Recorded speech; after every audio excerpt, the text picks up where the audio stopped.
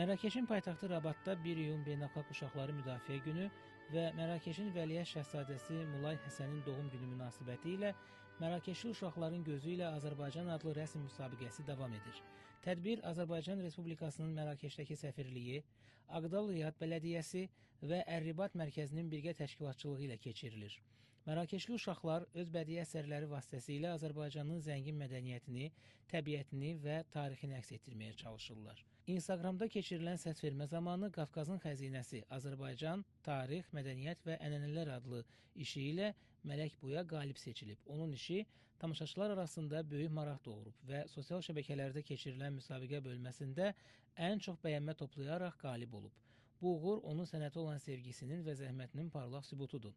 Müsabiqə davam edir və digər layihələr və digər qaliblər 4 iyun 2025-ci il tarixində keçiriləcək mükafatlandırma mərasimində elan olunacaq.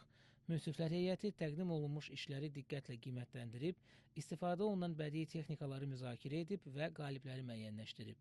Tədbir Azərbaycan ilə Mərakeş arasında mədəni əlaqələrin möhkəmlənməsinə mühüm töhfə verir və gənc istedadların dəstəklənməsində əhəmiyyətli rol oynayır.